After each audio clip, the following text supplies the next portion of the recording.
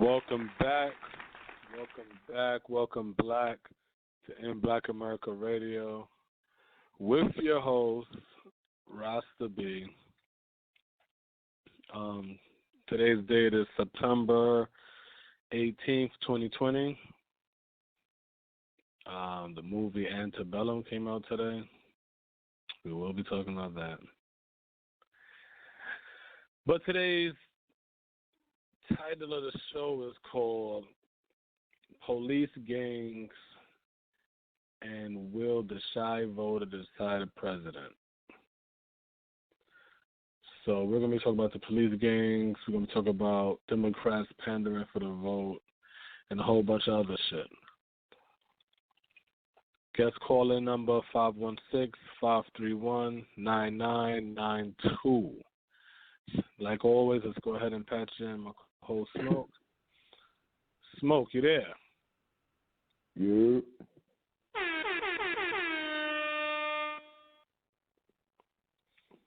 What's good, young?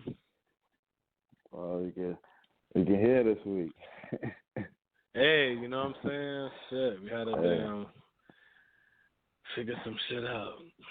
We lost a whole good show. We're supposed to crack the pause on crack. The Andrew Gillum story.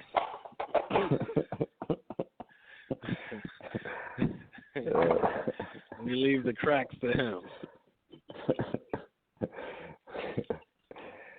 Yeah, man. That cat. You know. Fucked up.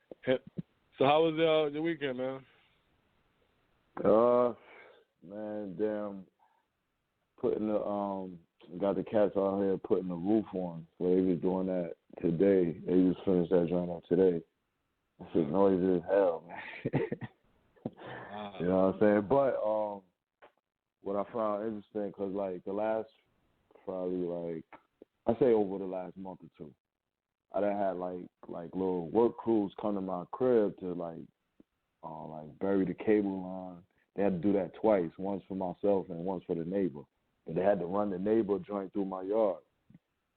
And then like for the roofing crew that came through. So like each time the crews that was coming through was like they, I'm gonna say Mexican for lack of a better. I don't know where they was from, but you know what I'm saying, they some type of Latinos or whatever. First crew come through is like 2 or 3 deep, but they got a woman with them. The woman, she like a translator or whatever, and she overseeing them. They got 2 guys working. They bury the line in and out. Next week or whatever the time frame is, another crew come. They burying the line for the neighbor. It's a different group of people, but the same setup. A woman in there working, and like a couple guys. You know what I'm saying? They doing the actual hard work. You got the woman. She must be like translating, overseeing shit. All right, boom. The roofing people come in. Same setup. They got the woman in there. She was helping and like translating or whatever. You got the guys that's, they working or whatever. You know what I'm saying? So I just found it interesting. I was like, well, you got the, I was going to say Mexican, you got the Mexican groups coming in and then, they working with their woman. And she was outside pulling the tarp and, cleaning up and all that and everything like that. It was just interesting to see people working together, you know what I'm saying? And then they got these groups, these businesses. You know what I'm saying, basically, and so, like, people getting cable installed all the time. People get rules changed all the time, so it's just, like, it was just interesting to see, like, one, them having, the woman in the group each time. Like, she having a role, so she getting paid. You know what I mean? It's just everyone working together. So that was dope, man. But that's the key it's just word, like other opportunities, because it's, like, small things you don't think of that they making money off of. It's like within 2 weeks, within a month or so, 2 cable, companies associated with the cable crews, they out here burying cables. And you see cable trucks everywhere. So, that's going on a lot. People moving, things are changing services and stuff like that. So there's a lot of, like, opportunities that you might not even think about, but, you can make money off. It'd be lucrative. It's out here. But I'll say one thing, though, little breaking news. Supreme Court Judge Ruth Bader Ginsburg dies at 87 years old. I actually thought she was older than that. Yeah, I saw that earlier, not too long ago. Yeah. Oh, That was a political shock. They said she died of complications from metastatic pancreatic cancer. Mm-hmm. Yeah, so that's going to be interesting how the political game play with her seat up for grabs. Yeah, we're going to start hitting that chat. All right, so as soon as you turn the TV on, you're going to see it. Something about it. Yeah, you already know it, man.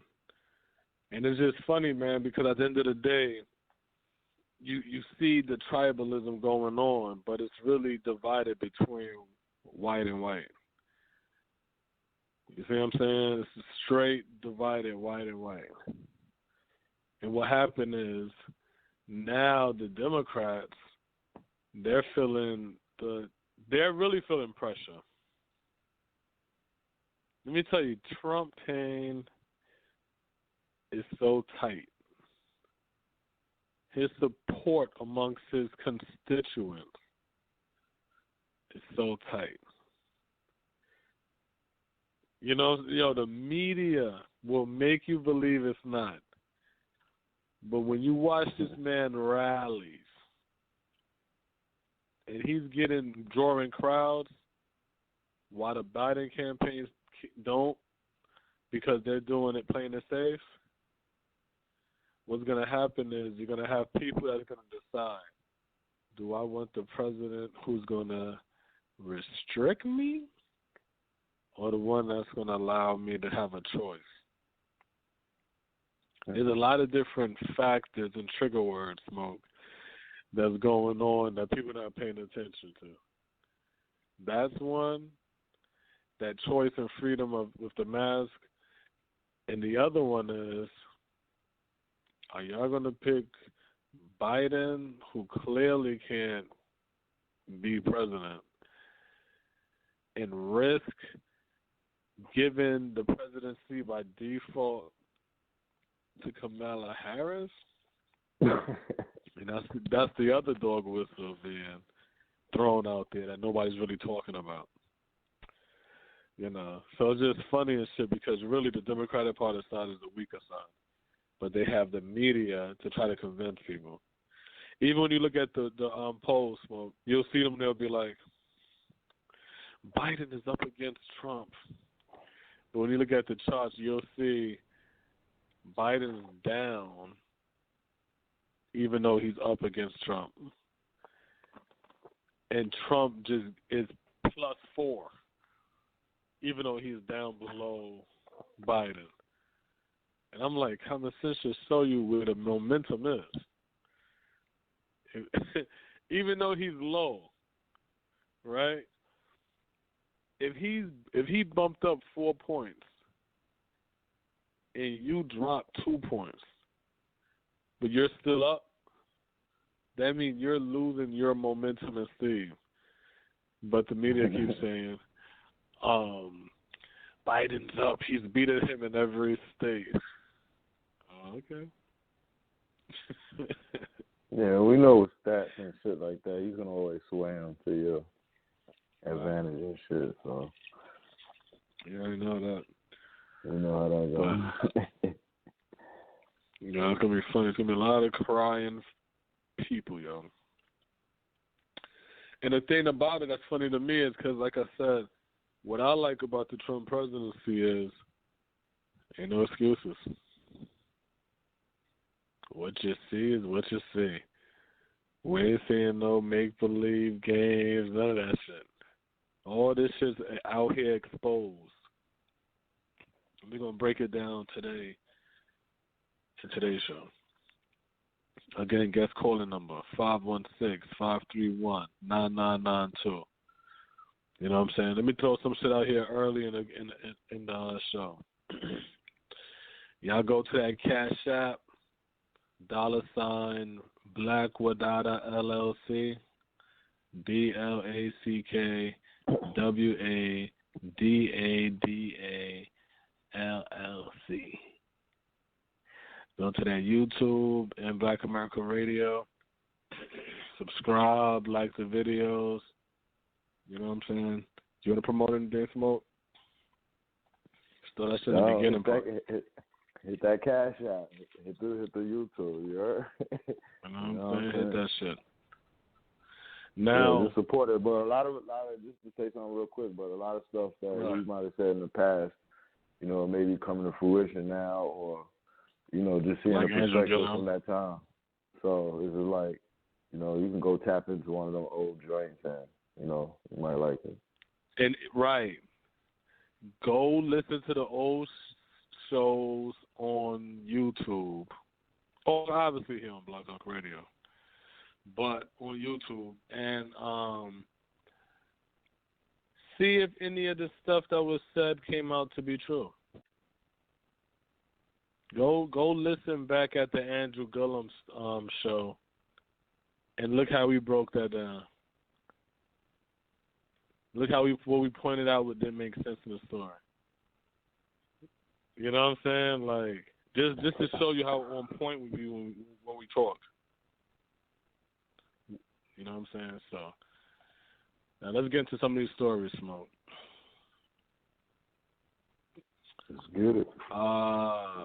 Okay, where do we want to start? You know what? Let's go straight into these damn cops. All right, so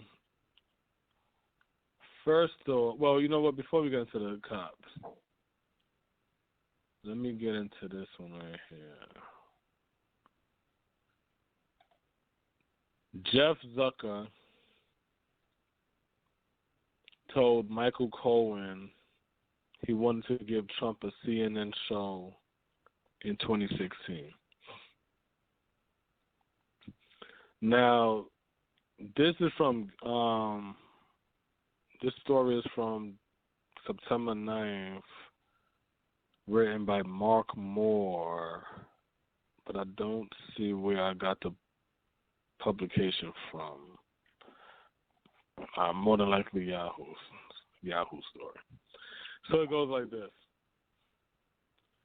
CNN President Jeff Zucker told Michael Cohen in 2016 that he wanted Donald Trump, who he referred to as, quote-unquote, the boss, to host a weekly show while toting the importance of having the favor of the network to win the White House. Remember this because this is important. While toting the importance of having the favor of the network to win the White House.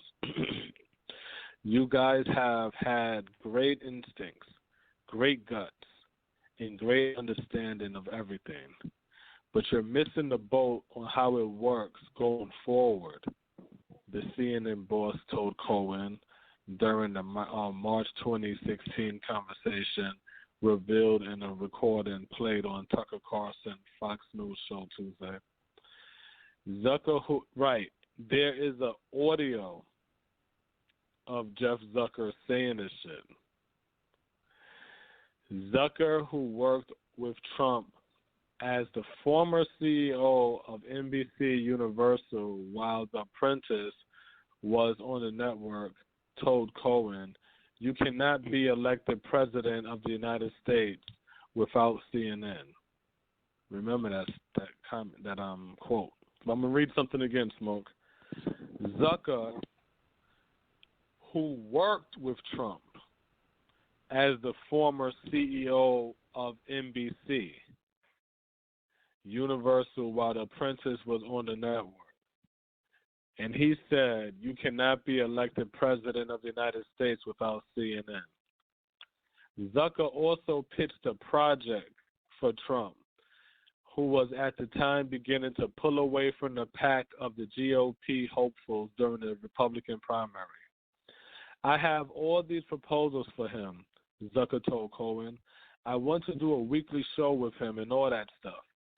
The conversation took place before a GOP primary debate on March 10th that was going to air on CNN, and Zucker gave Cohen some advice for candidate Trump about how to deal with the expected attacks from challengers that he is a con man. Now, peep this one.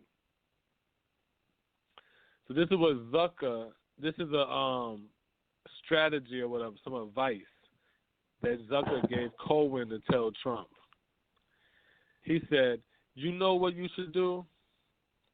Whoever's around him today should just be calling him a con man all day, so he's used to it." So that's when he hears it from Senator Rubio. It doesn't matter.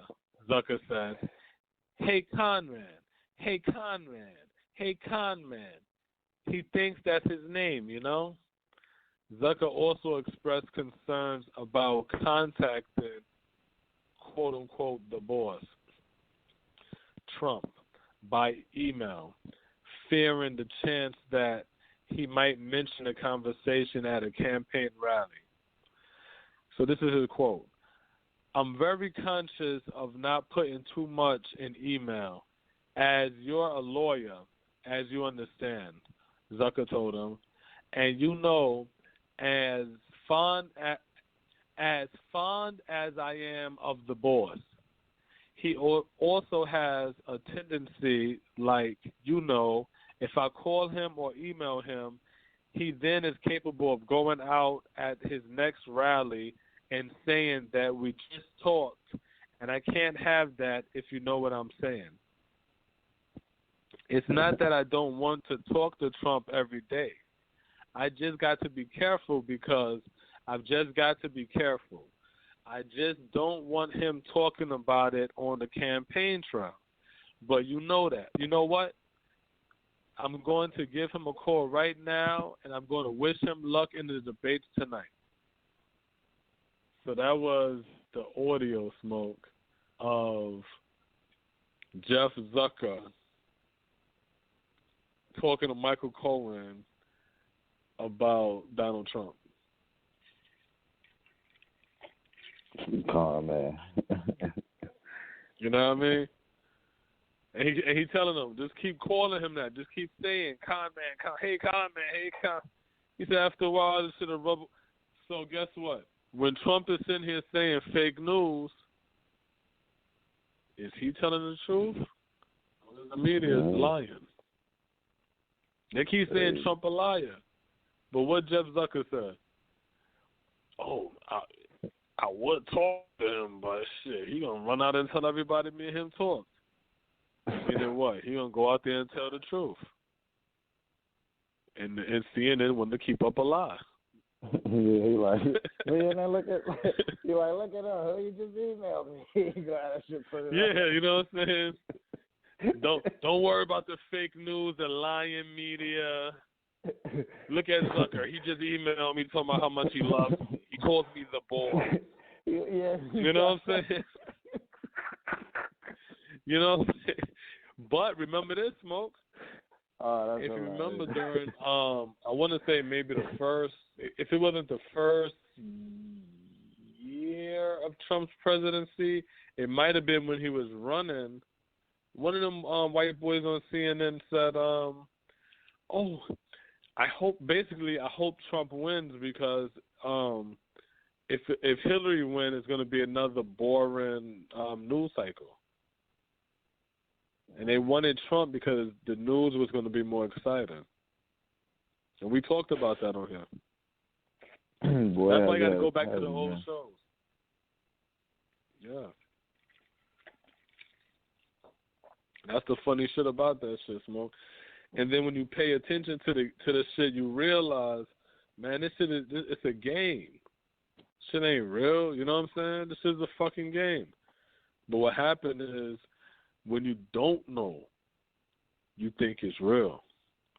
So then you start to fight. Like, you got people that sit here and make arguments for each side. And then you got these black people that's like, here, we got to get Donald Trump out of here. All right, but what is the Democrats giving us for our vote? Fuck that shit, nigga. We got to get Donald Prison Trump reform. out. You know what? Prison reform. Oh, you know, ain't nothing a black person loves more than reforming the prison. Oh, that is something we love more than nothing else. Reforming the motherfucking prison. Look, these niggas got cell phones. Free big meat. Fucking iPhone 11s. These niggas out here on fucking Facebook. You know what I'm saying? Tweeting and shit. And they just like, yo, we want more reform. Yeah, make it comfortable for us to be. Oh, let me tell you how comfortable I got it. You fuck up in life, commit crimes, you go to jail, you do your time, you get a program, and you get a high-paying job. You did some shit. Shit, you might as well do that shit. You know, like, why? Like, come on, that's all a black man got to do. Yeah, and what they tell their kids? What they tell their kids when they go to jail? They don't want them to know. I went to camp. I was in college. Oh, right. Yeah, now he really is. He's gonna make it so easy for you. And that's some shit. I was in college. Daddy came home. Daddy got a good job now. Yeah, right. He was in jail for 7 years. Look, you getting mad at your fucking you getting mad at your fucking son and shit because he's studying and trying to go to college and shit. Your mother like, you dumb nigga. Why don't you sell some crack like your brother? And then you can just do fucking 5 years in jail and get a good job in a factory. You know what I'm saying? It's like, damn, yeah. It's crazy. Like, that's going to be the reality and shit. Because that's all they got everything set up for, because we're not prepared to try to stand on our own and do what we got to do. So we got to get what they give us. And they don't even talk about jobs no more. They talk about donating more money to the colleges and reforming the prisons. That's it. That's the only avenues you got. And then I'm talking to someone who works as a psychiatrist. She works in a psychiatric facility. Right. So she sent me this text, right? Now I want everybody in the black world to hear this. So she goes, I just noticed there are a lot, like more than half of gay people that work at my job.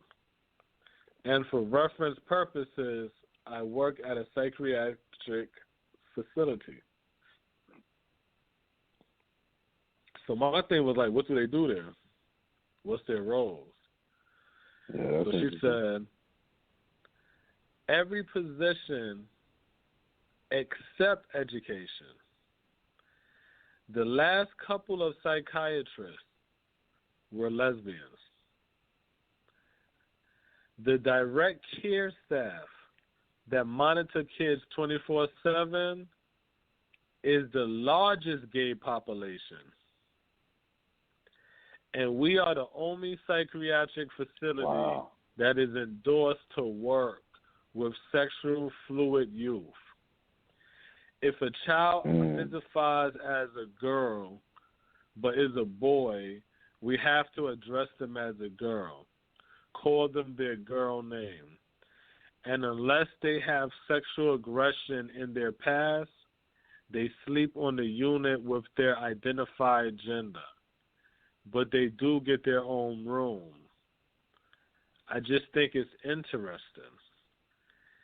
She said a few parents complained that their kids never identified as gay or transgender until they got to that place, to the unit, to the psychiatric facility. She said that's when she started to pay attention. She said sexual and gender fluidity is always promoted and labeled normal, quote unquote, normal in kids by the doctors when it's brought up in meetings. So she said this is like the 5th time that it has came up about kids being turned gay, and that has been a response that them doing that is normal. So this is a psychiatric facility. So and it's the point of like me bringing a up bunch of like at-risk kids. Right. 'Cause I was about to say that they don't go home. They're there 24 hours. So these are at-risk kids, but because they're underage, they have to go to school. Access to them at all time. You got access to them at all time, and you also have power over them. Yep. And remember, too, psychiatrists, which deals with your mind and shit, is lesbian. Yeah, your mind, thought process. Yeah. So you got so two you should be fully psychiatrists. aware of how your influence is, or how somebody would be influencing. Like if you're a counselor of those kids, and you're dealing with psychiatry, you should be aware of how your actions or who you are. Yeah. They influence those kids. You know what I'm saying? So it's like you directly there. You got all the factors to be able to like sway them in any direction. You got at-risk kids. Yeah. You got access to them at all the time. You know what I'm saying? And troubled youth. You know what I mean? Most of the time they already making bad decisions. And so if somebody could come to their care, you know what I mean, they could use that as a kind of like a, like that the cover for what they may really be trying to do. Yeah. And then it's like, when you interacting with somebody who like, molded, exactly. You know what I'm saying? But it's like when you interacting with somebody who like, let's say you in jail, or you a youth in one of those type situations, and you got a counselor coming in helping you and giving you good advice, talking to you, talking you down when you're on the edge or whatever the case may be. You're gonna grow some type of liking a relationship to them people. You know what I'm saying, to that person. And so if right, you're vulnerable to whatever it is that they're doing. Some of it could be legitimate, but we know in this world people be having ulterior motives. You know what I'm saying? And so that's really a recipe right there for somebody to come in and just take advantage of it. You know what I mean? Exactly. Because what happened is these are still youth and kids, and they're impressionable. So if they're troubled kids, if they're troubled kids and they're at risk, I mean they're already coming from a broken house. They coming from seeing violence probably. They coming from seeing sexual abuse, if they wasn't already sexually abused. So now you're going to put them now they're in an environment where the guardians and the people around them are people that don't even like themselves. So these are chicks that want to be dudes and dudes who want to be chicks. And goddamn, you know what I'm saying? These different, everybody want to play into these different roles and shit like that. Now you have kids who's trying to get answers, and the people that they can talk to is people who have agendas. That's like a little girl who father's gone, mother's on drugs. She's trying to make it in the world, but her best friend is a pimp. Right. You know what I'm saying? And she like 13, 14 or some shit. Yeah. And 99.9% of that time, that pimp is going to do what he know or she knows best. Yeah. They ain't going to say, hey, listen, I'm doing wrong, but I want to teach you the right way. Yeah, that's what they're going to. And it's not so much that it may be evil, that's maybe all they know. Like, this is all I know. Exactly. You know what I mean? Look, so it's take like, the pimp and take that part out. Little nigga, 11 years old, daddy ain't there. Stepdaddy beating on the moms. He always out in the streets and shit. Who he hang out with? A gang nigga. Yeah, more than likely. Same shit. Somebody selling drugs. Same shit. After a while, that what you do influence on this person. an influence on this person. So now you sit here now, and now you got these little kids now growing up confused, and they're having agendas placed into their head. And the reason why that's important to know is because you have black people following a culture that promotes our destruction. And in the midst of us enjoying these destructive things that's given to us, our children get caught up. And when our children get caught up, they get caught into the system. And once they're into the system, now we're fighting to get them out. But while they're there, they're subjugated to sexual assault. Yeah. Every system in America is controlled and dominated by sexual assault. The military, the ICE agencies, the adoption agencies, these psychiatric facilities, the nursing homes, what other facilities? The gymnastics, the sporting world, like the YMCA. Like name me the facilities, and in America especially, and I would name you a sex camp. Straight up, I would name you a sex camp.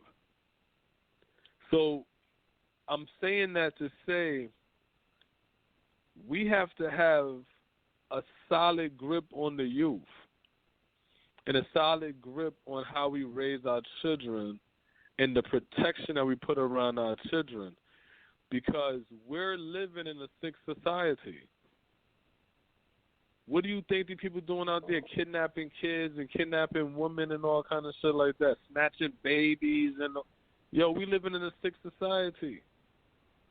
So when you sitting out there now and you're not properly raising your seed up and you're not giving them the weapons to prepare to protect themselves, and they get caught up into a system and now they got to be part of this government system, whether it's in some type of youth authority camp, some type of jail, some type of psychiatric facility, some type of any kind of facility, your child is subjugated to abuses that you probably can't even think of. And then what happened is so much of this abuse going on that they said instead of addressing it, we're going to legalize the victims of it. And we're going to give them their own flag and their own letters. That's all that shit is. Shit is fucking retarded, yo. I'm like, you got but over half of the population works for the psychiatric. These are the same motherfuckers crying and complaining about not being able to get jobs. Ain't that right, Smoke? These are the same people that cry about, we get discriminated against work. But over half of y'all are in control over the development of the black youth. Interesting. Not the education part. And the education is you got to follow guidelines. So the education part, they're not even applying for that. The largest population is the part where you monitor the kids for 24/7. That part have the largest amount of gay population watching the babies. Yeah. And we don't get it. Yeah. It's just like when you somewhere as a parent not giving a damn about your kid, this is what you could put them through. This is basically what it comes down to, you know what I'm saying? This is what's out here. It's like you might think, your kid went into these programs and they doing better, or they protected or they're gonna reform them.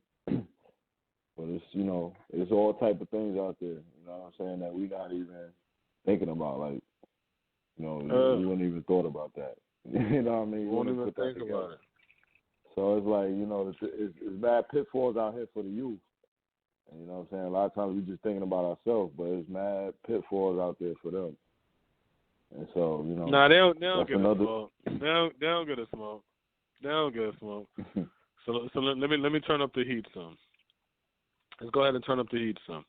Guest calling number 516-531-9992.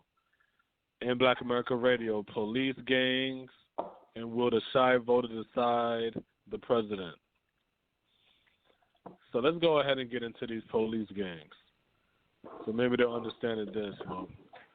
Because we just talked about the psychiatric facilities, right? And the black youth. Yep. Yeah, most of them tied to jail and shit like that anyway. Right. So, the majority of people inside there were black youth. Inside that psychiatric facility is black youth. Shade, in case you're wondering, majority is dark skin. In case you was wondering. Now here's another study. A new lawsuit describes a violent gang in LA County. Its members are deputy sheriffs.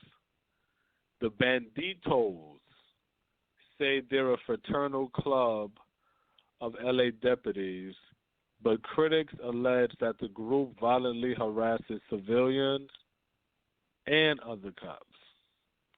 This is a story from October 11, 2019, by P.R. Lockhart. Bandolinos. Yeah, Banditos. Bandito, that's it. So, well, we could have had a better name. So they go. Yeah, they go. As concern over police misconduct and use of force has drawn increased national attention in recent years, activists had argued that a key part of the problem is the ability for officers to shield one another from accountability. But in California, critics of the Los Angeles Sheriff's Department have been faced with a unique version of issues, the existence of what has been called deputy gangs, cliques of officers who allegedly engage in violent and potential criminal behavior while protecting their members and clashing with other law enforcement officers. These groups, which have reportedly have been around in some form or another in Los Angeles since the 1970s, has been a frequent topic of local media reporting. Outlets like Los Angeles Times has highlighted how other officers have filed formal complaints about the secretive groups, describing them as powerful forces within the sheriff's department who beat and harass local residents and at times actively work to intimidate other non-affiliated officers. Many of the deputy cliques share common features: hierarchical structures, intensive recruitment, hazing of younger officers, and a resistance to outsiders. But one of the features has been more commonly cited in tattoos. Members of a specific group. Pause right there for a second. All right. Now, notice the wordplay is how they keep calling them cliques. Yeah. They keep referring to it as a clique. Where you got it? Yeah. They keep referring to it as a clique. And what I noticed in it, too,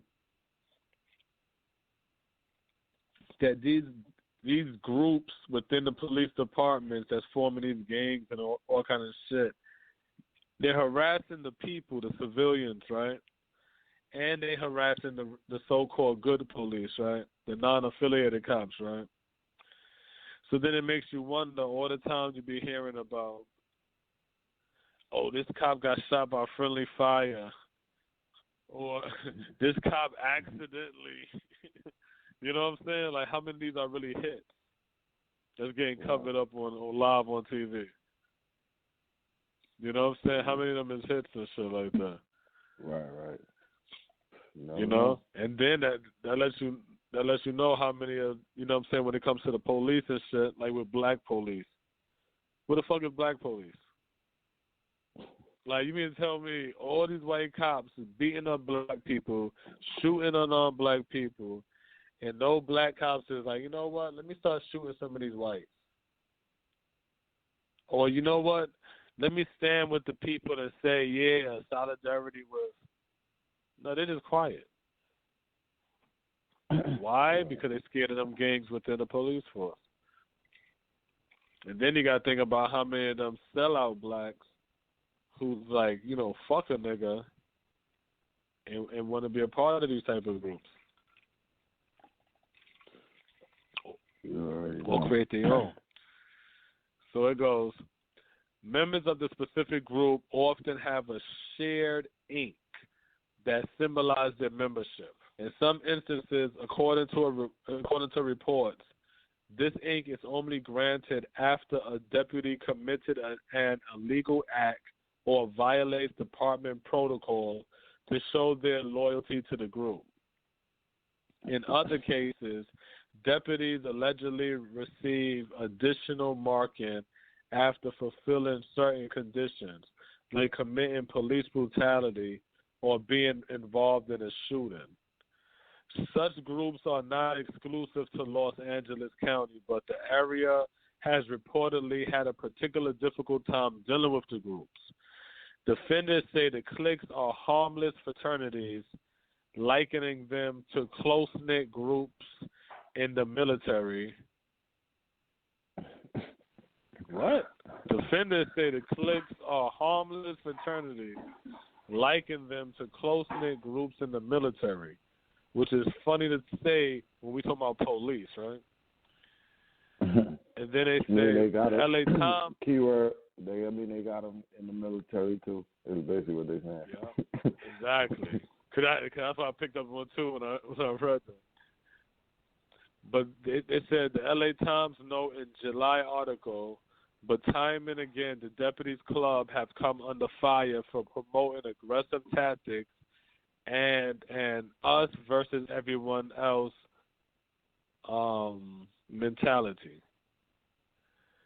So they go, criminal justice news outlets, The Appeal reports that according to a lawsuit, the group used violence and intimidation to maintain a stranglehold on the unincorporated communities east of downtown, with members sporting tattoos featuring a pistol-wielding, sombrero and bandolero-wielding skeleton, thick mustache, and a unique number for each member.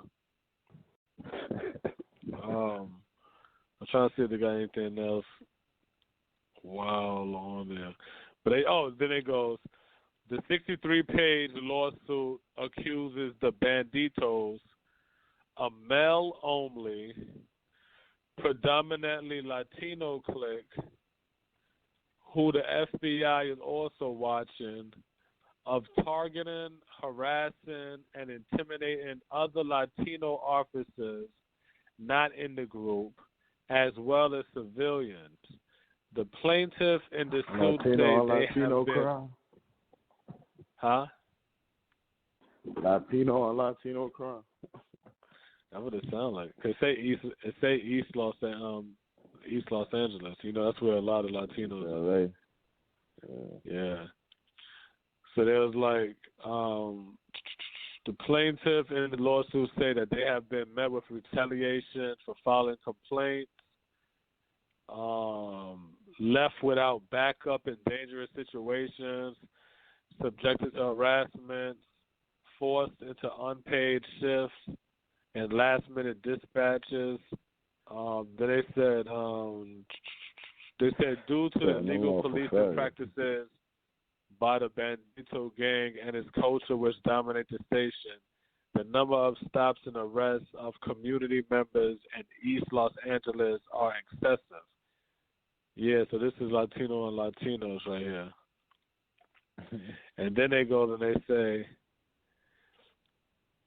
it has been other groups before the Banditos, several of them involved in controversial police violence incidents. In the 1990s, for example, a deputy group called the Linwood Vikings, described by a California judge as a neo-Nazi white supremacist gang, was responsible for incidents that led to millions being handed out in lawsuits. And the NAACP fought for that. They said the case later led to 1992 Coach report, which report for the station commanders to root out and punish severely any lingering gang-like behavior in the department and the deputies. More than 2 decades later, one of the Viking members, a former LASD assistant sheriff named Paul Tanaka, was convicted and sentenced to serve 5 years in prison. Other deputy groups with names like the Jump Out Boys, Regulators, Grim Reapers have also been involved in controversial incidents. They said in some cliques like groups called the 2000 Boys and the 3000 Boys has been known to operate out of the county jail. Yeah, Al Prophet was talking about them. He got like a little small series talking about them. About the 3000 Boys? Well, he mentioned it. He mentioned it all them groups. He mentioned the 3000 Boys, the Regulators, the Linwood Vikings, and the Little Devils. He was saying the Little Devils. Little Devils, yeah. They like the original joint from 1970. Yeah. I tried to find more information on the Little Devils. But but they said the 2000 Boys and the 3000 Boys, they're more like CEOs in the county jail and shit. And how they, you know what I'm saying, they do their shit. Wait, here go one. So they said, according to a September 2012 report from LA County Citizens Commission on Jail Violence, the 2000 Boys made assaulting incarcerated men part of recruitment, which the report noting that a deputy reportedly fractured the orbital bone of a non-combative inmate to earn his ink. And in 2018, the sheriff deputy faced a lawsuit from the family of Donta Taylor, a 31-year-old black man killed by deputies in 2016 Compton shooting. Taylor family argued that the deputies involved in the shooting were part of a violent clique. You know what I'm saying? That had ill will toward African Americans. So it's like, even to talk about that again, Smoke, it's like, it goes back to the youth, because when you're putting your child out there, you got your child around psychopaths. When you moving as an adult, you have to understand we're moving around psychopaths. You know what I'm saying? All of these people talking about don't carry guns and all kind of shit. Many people out here is nuts. You know what I'm saying, Smoke? That shit was people crazy, out here is, man. Straight crazy. They hunting you. They hunting all you. levels. All levels. You know what I'm saying? Think about this, Smoke. They run up on the youth, the introvert youth, and killed them. You know what I'm talking about? Was it Ohio or some shit? Here's an introvert coming from the store. Yeah, he had the hood on. Yeah, make you wonder. Was that a hit? Was that an initiation hit? Wow. Because You look at it and you be like, damn, where the fuck did that even come from? Like, god damn, like the kid just walking from the store. Y'all to them with ketamine and all kind. Like, what? That's overkill. Was that a recruitment? Easy victim. Exactly. You know what I'm saying? Was that a recruitment? Now here we go. The Linwood Vikings was a white supremacist group in Los Angeles, based at the now defunct Linwood Station in Los Angeles County Sheriff's Department. So they said the background. The first LASD gang, the Little Devils, was founded at the East LA Station in 1971 and had an overwhelmingly white membership among deputies who patrolled black and Latino communities. The Linux-based Grim Reapers and the Regulators at Century Station are more recent gangs. Other LASD gangs have included the Hats, the Jump Out Boys, the 2000 Boys, and the 3000 Boys. The 1992 Colts Commission on Police Brutality in LA found out cliques like the Vikings were found especially in areas with large minority populations, but did not conclusively demonstrate the existence of racist deputy gangs. And that's because we got them basically policing and judging themselves. Sheriff Lee Baca, while objecting to police gang behavior, have stated that banning them would be unconstitutional. So they basically accept this shit.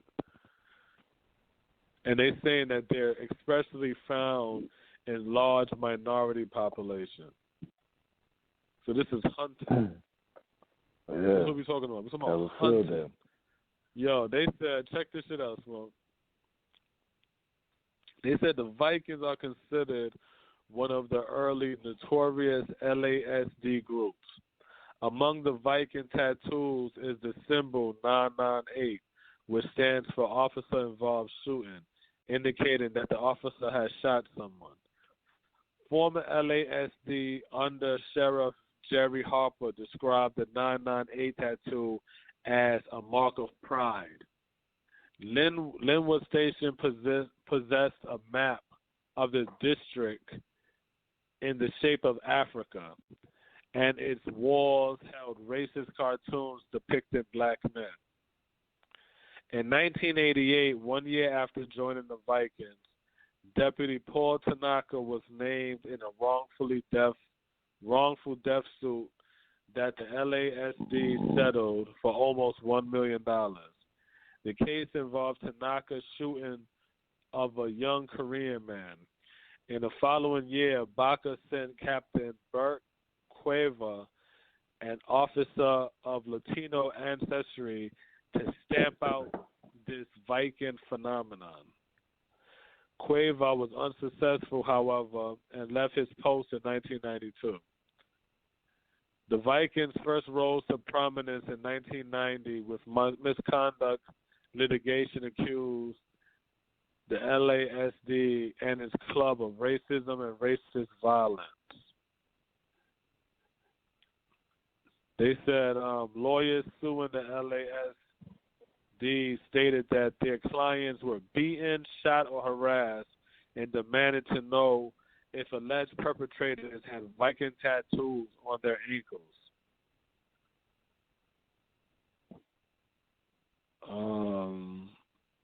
They said Deputy Mike Osborne told the Los Angeles Times that invitation to join the Vikings was considered prestigious, but also meant you keep your mouth shut and obey the code of silence, meaning no snitching about illegal activity by other deputies. In 1996, Osborne and his wife, Aurora Melito, retired after testifying about police corruption. They and their children were later shot at in their home by what Osborne believed was disgruntled sheriff deputies.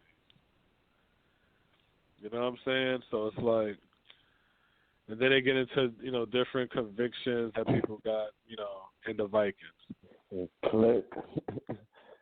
What a They click. got to pay attention. Because it's real out here, black people. It's real. Stop looking at the TV and shit like that. It's real, yo. So here's another one, Smoke. Sheriff moved to fire deputies in Jump Out Boy clique. 7 Los Angeles County Sheriff deputies have been notified Department intended to fire them for being members of secret law enforcement clique that celebrated shooting and branded its members with matching tattoos. The Times reported last year about the existence of the clique dubbed the Jump Out Boys and the discovery of a pamphlet that described the group's creed, which appeared to promote aggressive policing and portray officers shooting in a positive light. The 7 worked on an elite gang enforcement team. The Sheriff's Department has a long history of secret cliques, with membership in the groups having reached the highest rank of the department. In recent years, sheriff officers have sought to crack down on the groups, fearing that they tarnish the department's image and encourage unethical conduct. In the case of the Jump Out Boys, sheriff investigators did not uncover any criminal behavior, but sources said the group clashed with the department policies. Their tattoos, for instance, depicted an oversized skull with a wide, toothy grin and glowing red eyes. A bandana is wrapped around the skull. A body with claps, a bony hand claps a revolver. Smoke would be tattooed over the gun barrel for members who were involved in at least one shooting. One member who spoke to the Times and requested anonymity said that the group only promoted hard work and bravery. He dismissed concern over the group's tattoo, noting that deputies throughout the department get matching tattoos. He said there was nothing sinister about their creed and conduct. He read the Times several passages from the pamphlet, which he said supported proactive policing. We are alpha dogs who think and act like the wolf, but never become the wolf. One passage states, comparing criminals to wolves. Another passage stated, we are not afraid to get our hands dirty without any disgrace, dishonor, or hesitation. So you hear that, Smoke? Yeah, people out here got codes and creeds against black people. And here go black men, Smoke. I'm an alpha. What's alpha, man? Yeah, all right. I don't want to hear none of that alpha shit. Honorable. Huh? The whole game. I said they made this shit honorable. You know what I mean? You get our hands dirty. Yeah, because active police. Oh, like come on. Active hunting. Basically, you know what I'm saying? We're going to go out. And look, we've seen it. All these niggas burning and looting, Smoke, we got to do something about that. Get your guns. Go call Billy Bob, Ray Lou. We're going to drive down to Kenesha. We're going to drive down to Kenesha, and we're going to have some order.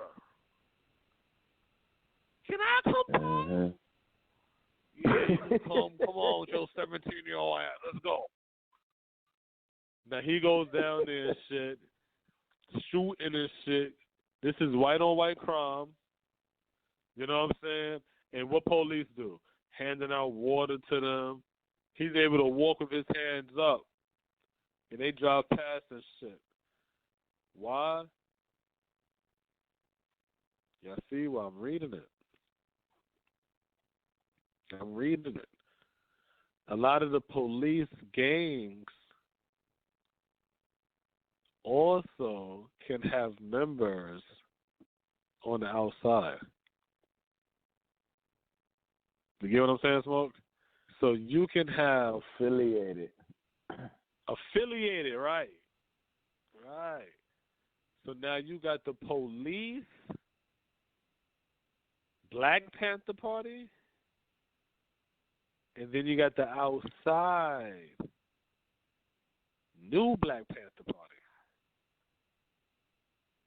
So you over here thinking like, okay, these brothers out here protest, but guess what? Anything we get into legally, I could call Smoke because he's a member.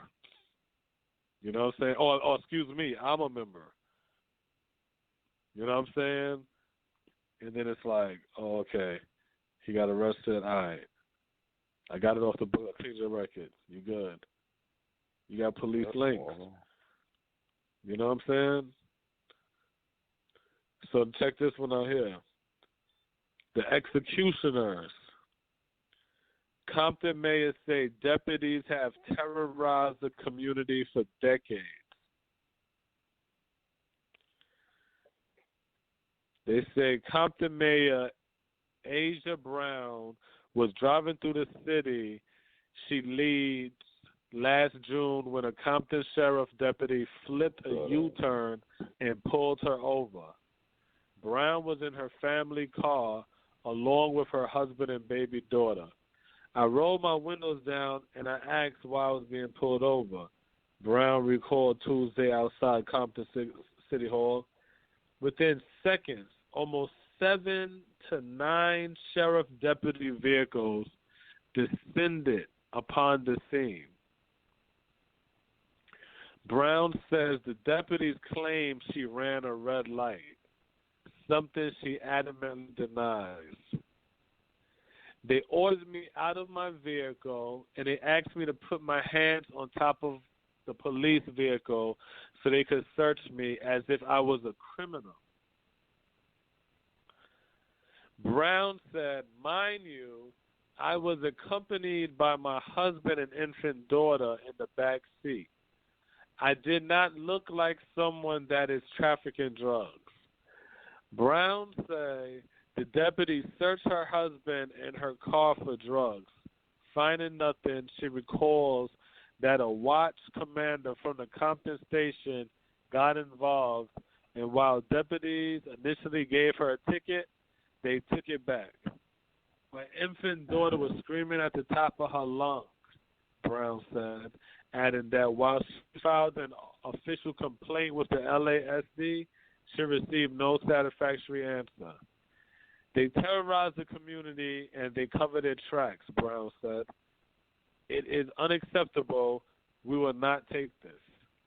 Mayor Brown's account came as city and community leaders called for a federal and state civil rights investigation into the Los Angeles County Sheriff's Department Compton Patrol Station.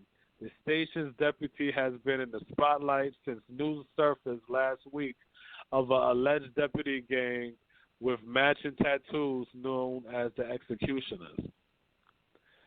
So they go, Deputy Art Gonzalez blew the whistle on the alleged gang of deputies in a newly filed government claim, the first step towards filing a lawsuit. Deputy Gonzalez said that the executioner deputies celebrate shooting of citizens with tattoo parties, set illegal arrest quotas, and retaliated against him when he reported one alleged executioner deputy for beating up a fellow deputy outside the patrol station earlier this year. Deputy Gonzalez, he's afraid for his safety right now, as he should be, Attorney Alan Romero told Eyewitness News. This is a violent gang, you know. Violent, shooting, beating. Ain't that some shit, right? Go trying to see what, yo, they said, all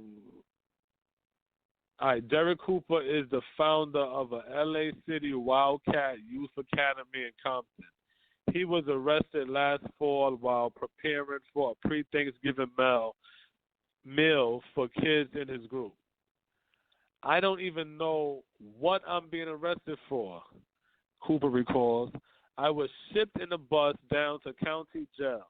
I was so humiliated to be locked in a shower, butt naked with over 200 men waiting to be processed. Cooper says the deputies told him he fit the description of someone they was looking for. This has got to stop, says Cooper, adding that deputies hauled him away in front of his youth group and released him from jail the next day with no charges. You see?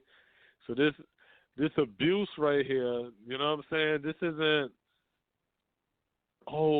bad apples or one-offs or, nah. This is, I know everybody use the word systematic, Smoke, but as I'm reading these stories off, this ain't systematic.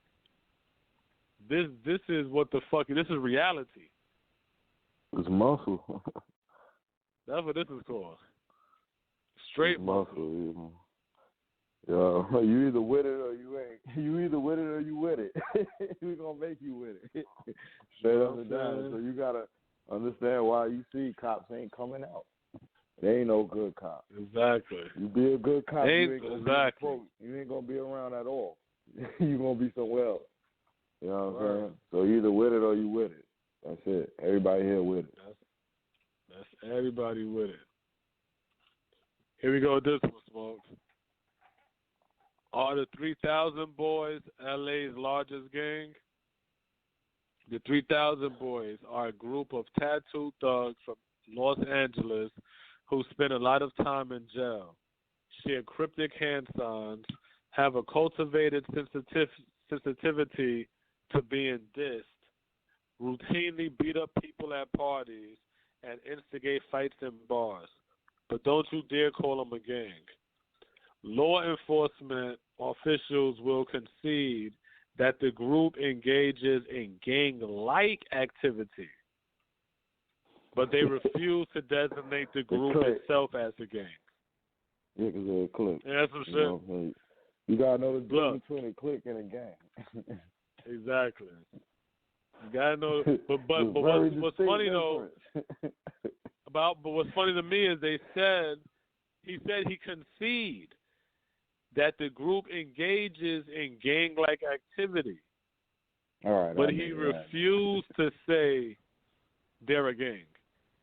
Well, see, that's that Andrew Gillum shit. Yeah. I was playing around the hotel with boys, but I ain't gay. Now I might do some gay activity, but I ain't gay. I'm bisexual. I'm bisexual. I buy boys. So they go. This may have something to do with the fact that this little knot of miscreants is composed of L.A. County Sheriff deputies employed at the Men's Central Jail. For years, inmates have complained about horrific conditions in the 3000 block of the Men's Central Jail, particularly the routine abuse carried out by the violent clique of guards called the 3000 Boys. Those protests were constantly dismissed as ACLU grievance mongering until members of that officially sanctioned prison gang assaulted a fellow member of the Sanctified Guild of Official Coercion during a Christmas party at LA's Quiet Cannon Banquet Hall last December. Yes, I guess they done did some shit and fucked up. And now that's what exposed them. And then I got this one here. The secret society among law enforcement. This is March 24, 1999. Okay? So, written by Anne Marie O'Connor and Tina Daunt. They say the sombering image of death, hooded skulls, and sick tattoos onto the inside of a deputy's left ankle in a 1989 initiated him into a select fraternity called the Grim Reapers. Then a street cop at the Lenox station, this deputy has risen to a key position in the Los Angeles County Sheriff's Department along with other members of his quote-unquote club. The group with macho monikers like the Pirates, the Vikings, the Rattlesnakes, and the Cavemen have long been a subculture in the country's largest sheriff's department, and in some cases, an inside track to acceptance in the ranks. Senior officers say they begin with the creation of the Little Devils at the East Los Angeles station in 1971. Membership swelled in the 1980s at the overwhelmingly white sheriff's station that were island in the black and Latino immigrant communities. A federal judge hearing class action litigation against the department described the most well-known of the groups, the Linwood Vikings, as a neo-Nazi white supremacist gang. But today, groups like the Grim Reapers are enjoying renewed popularity among young deputies. So there goes the thought, Smoke, that the older generation will die out and the youth will be better. Yeah, the hip-hop generation. Yeah. Man, they always think that weird shit. And they said, who says the groups are fraternities that bond on moral building values, not race. A new group, the Regulators, have formed a Century Station, and even suburban deputies are thinking about getting tattoos. Some senior officers say the group provide emotional support for deputies who contend with a grueling regimen of violent crimes and an 11 to 7 overnight schedule that strains family life. So they got everything else they done. I done read already. I'm trying to see if there's any new stuff inside here. They're talking a lot about the tattoos and it's a mark of pride and they're really a social group and all that other bullshit. Yeah, I'm trying to see if they have anything good. They got the whole shit with the Linwood. They're making that shit like some dope shit. Yeah, well, remember this one was written in 1999, right? So when they go more into the Linwood Vikings, they said the lawsuit which asked the federal court to take over the Linwood station produced numerous accounts of Animal House-style thuggery. There were the deputies who shot a dog and tied it under their commander's car. The deputies who smeared feces on a supervisor's engine. There was the map of Linwood in the shape of Africa, the racist cartoon of black men, the mock Ticket to Africa on the wall. So they're really showing in this article how deep the hatred for black people went.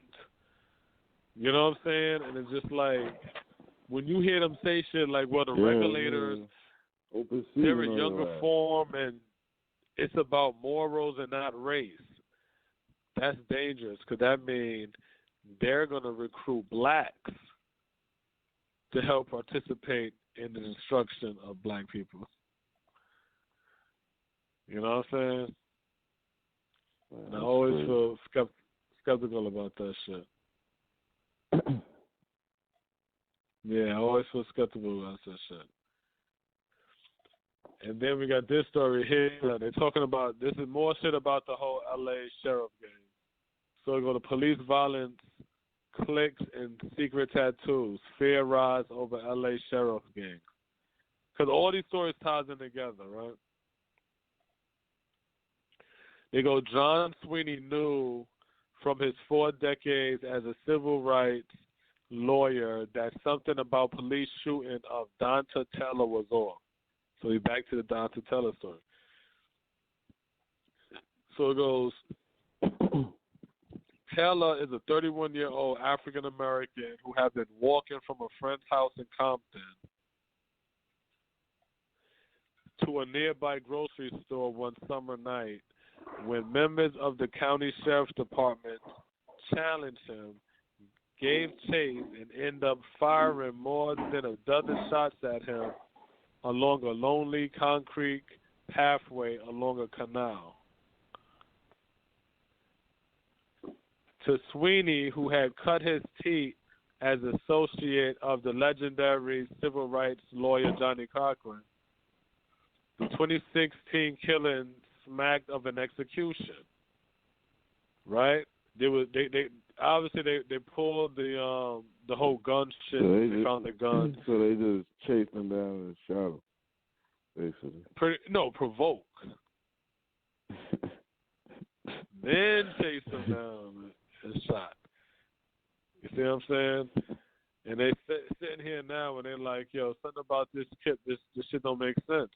But they finding out, nah, these executions, these should be police initiations. These how these motherfuckers, like, they get down like that. These killings don't even make sense. There's nothing that's making it make sense. You know what I'm saying? Here's another one. More than 80% of the thousands held at a Chicago police black site were black. So there goes. In February, The Guardian reported that the Chicago Police Department was holding U.S. citizens for days on end at the facility known as the Holman Square. Suspects had no contact with the outside world and were treated and interrogated like terrorists at so-called U.S. black sites. The records obtained through a Freedom of Information Act request shows that those held at the facility were disproportionately minority citizens who were accused of drug possession. Some, however, were held for infractions as minor as traffic violations and public urination. Additionally, most of the arrests have happened while Mayor Rahm Emanuel, Democrat, Rahm Emanuel, Obama's boy, Mayor Rahm Emanuel, have been in office. Emanuel has unequivocally denied any wrongdoing at the Holman facility. That's not true. We follow all the rules. Everything's done by the books, Emanuel told Chicago Tonight about the report.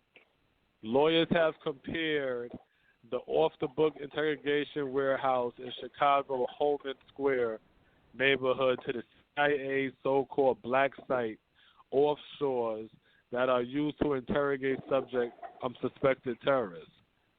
Police officers at the site in Chicago reportedly carry heavy military gear and huge armored tanks and are parked outside. There are usually questions about whether these arrests are justifiable or constitutional. Anthony Hill, a criminal defense lawyer, told Business Insiders in February suspected criminals are just picked up and thrown into the back of an unmarked car by police officers wielding assault rifles and wearing bulletproof vests.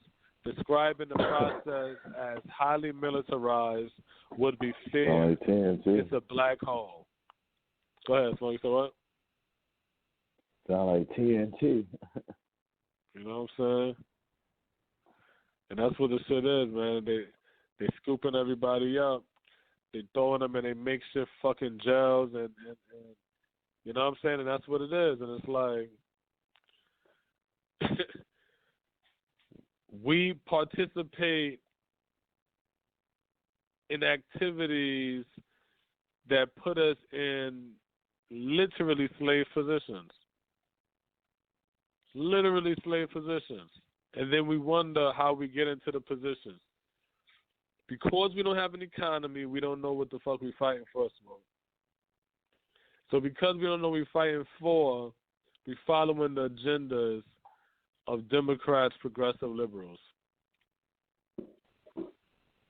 Because we're following their agenda, we get the outcome that we don't like. So we end up doing other shit, thinking we're going to get a different outcome.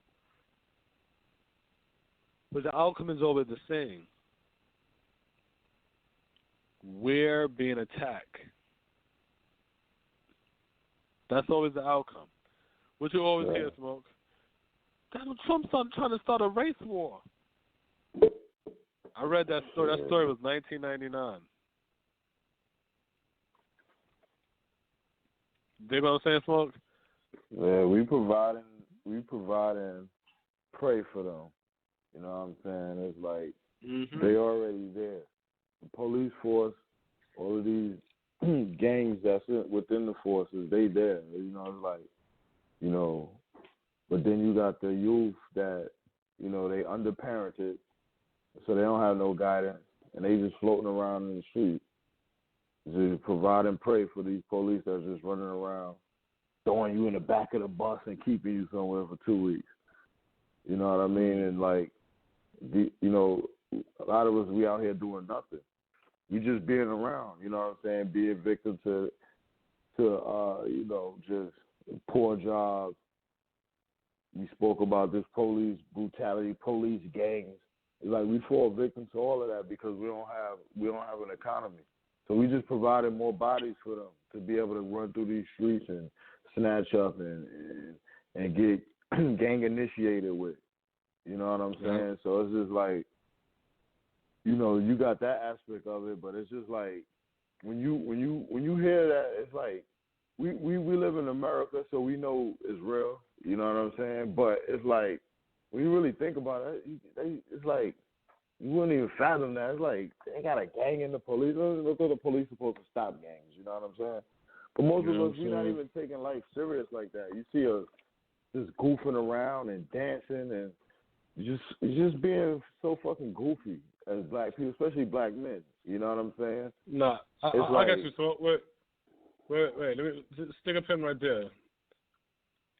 I'm gonna give you. You're gonna have some more time to talk, but let me just add this little caveat. No, you good. Texas deputies, including those who killed Javier Ambler, reportedly got steakhouse gift cards for using force. Just to show you how real it is. Just to put more emphasis on what you're saying, Smoke.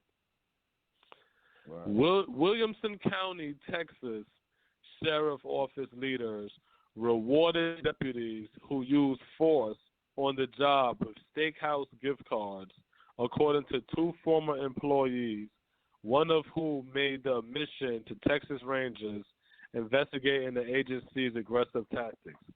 Among the deputies who received gift cards to places such as Logan's Roadhouse were J.J. Johnson and Zach Camden, the officers involved in the March 2019 death of Javier Ambler. The black 40-year-old father was tased 4 times as he shouted that he had a heart condition and could not breathe. So just to put a little emphasis on that, on what you're saying, we're not taking this shit serious. Yeah. You know, we dancing around, you know what I mean? It's like we really out here in the jungle getting hunted. We don't even got jungle gear. We don't even got our jungle gear ready. We don't even got our war gear ready. Niggas got on tight pants. Not even a slingshot. Niggas don't even wear Timbs no more. We got soft shoes on. Joints, you could bend them joints in your hand. Drop a brick on your foot is a wrap. You know what I'm saying? It's just like we're not prepared for anything. So a lot of it is talk, especially when it's you hear the aggressive talk from like, let's say from the black perspective. We need to do this. We're gonna do this and that. It's like we're not even prepared for the day-to-day war. You know, police. We encounter police every day. If you go outside your house, you're gonna drive past a deputy or, encounters one of them in the store. You see police every day. And so you can realistically be encountering a fucking gang member who may line your ass up. They may line your ass up. That might be the moment that you dealing with that. But we worried about sports or, just something anti-protecting your neck. Because we don't want to believe the truth. We don't want to believe the truth. Look, here's another one, Smoke. And this ain't even police. Detroit area paramedics misled doc about dead woman. A suburban Detroit paramedic repeatedly failed to recognize that a young woman declared dead was alive and misled a doctor by phone about her condition, according to the state authorities who offered more details about the strange case. The incident was bizarre because a funeral home discovered Tanisha Buchamp was alive when she gasped while her body was being prepared on August 23rd. The latest details are in the state license suspension filed last week against Michael Storms, a Southfield firefighter and paramedic who was part of a 4-member team responding to the home of the 20-year-old woman. The documents obtained by the Associated Press are significant because no other agency has publicly offered many details about what happened to Buchamp, who has cerebral palsy. Her family called 911 because of what appeared to be serious breathing problems. The Southfield fire chief said the incident still remains under investigation by the city. John Menifee said he shares the family's anguish, but he has also insisted that his paramedics followed proper procedures and found no sign of life. Menifee told reporters last week that Buchamp might be alive because of the quote-unquote Lazarus syndrome, a reference to people who come back to life without assistance after attempts to resuscitate have failed. Right? So then they're going to say, but that doesn't resemble what state regulators allege, according to the license suspension from the health department. Storm stopped resuscitation efforts 6 minutes before getting permission from a doctor who was contacted by phone. At no point did Storms attempt to verify circulation or respiration with a device such as a stethoscope. The vital signs and descriptions depicted to the physician were inaccurate. Minutes later, Storm went back into the home when family members said Buchamp appeared to be breathing and had a pulse. He placed her on the monitor, which clearly showed electrical activity and revealed she was not deceased. Apparently, no action was taken. Storm went inside again when relatives noticed signs of life. Both times, Storms failed to recognize the patient was still alive and indicated that chest movement was normal due to her medication. The state said Storm changed his report when it was uploaded a second time to an incident data the next day. Buchamp wasn't taken to a hospital until Cole Funeral Home in Detroit called 911 hours later. Funeral home staff actually saw her chest moving earlier when they picked up the body at the Southfield home, the state said. But Buchamp's family said they were assured by the medical crew that she was dead. An Oakland County agency that oversees local emergency medicine services had access to Storm's report and other information and shared its conclusion with the Michigan Division of EMS and Trauma, right? and they they want to find out the truth and all kind of stuff like that. It's tragic. They suspended the firefighters and the paramedics' license, and Scott Rickard, and he's scheduled for hearing and stuff like that. Well, but that's murder, and we keep thinking we died of COVID. Yeah, I mean, you could look at it and say, like, well, they're negligent, they didn't do anything, but you got to keep in mind, like, everything we just been talking about. So you have a person there who may be in that field just to do that.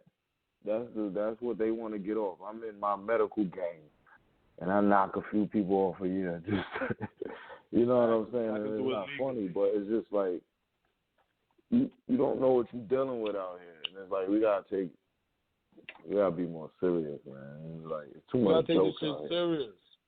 It's too jokey. Because what we say, Smoke? This is what we say. Oh, they trying to start a race war. This one trying to start a race war. Oh, that's going to start the race war. I just read whole stories where one race is actively attacking another race. I just read stories where police is forming gangs and initiating each other, celebrating murdering black men. Just read a story where a paramedic did everything everything possible to label a living person dead. Yeah. You got people who ain't medically inclined, like, something ain't right here. He like, nah, she's dead. I put her on here, nope, that's normal.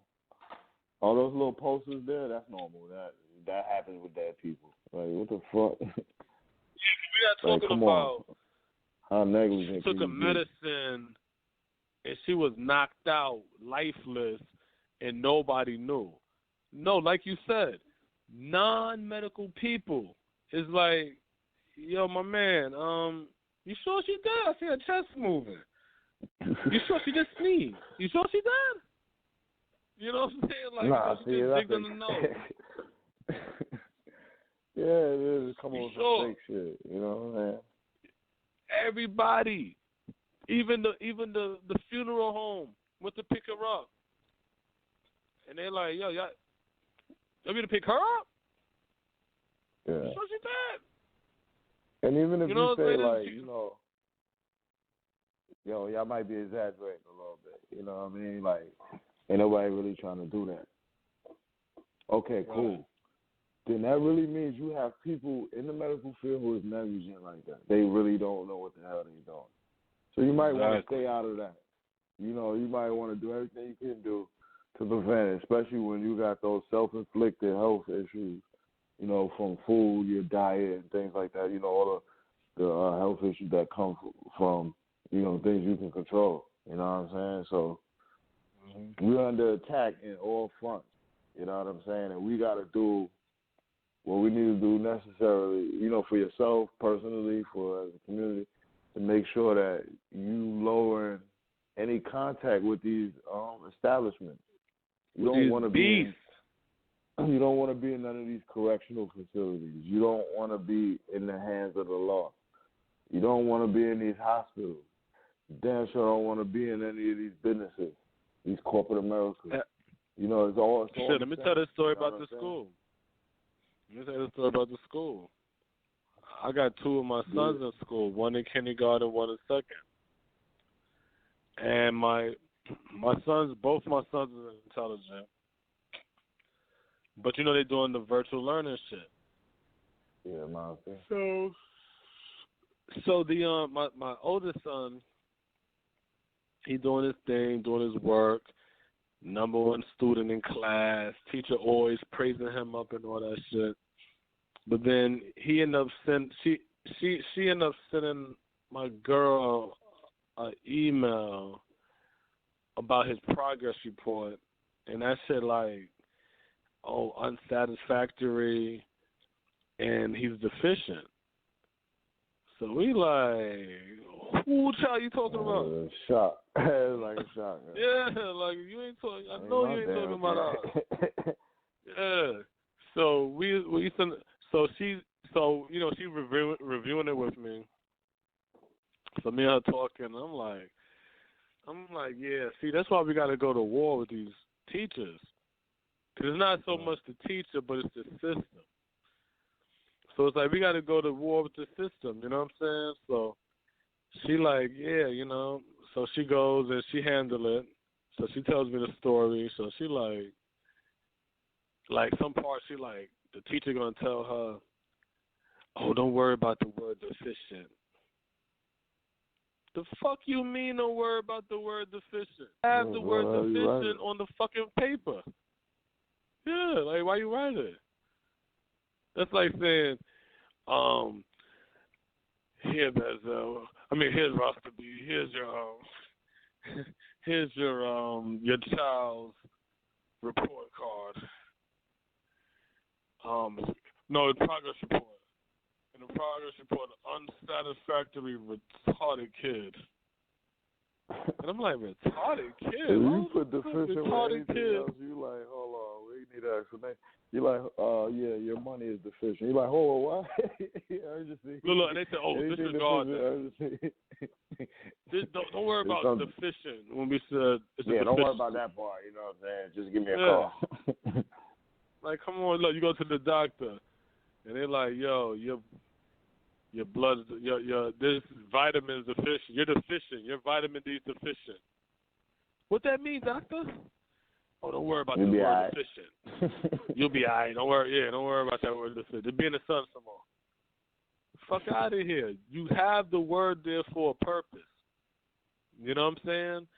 And so my girl, she handles this shit, and she had the woman, she basically chopped her head off, you know what I'm saying?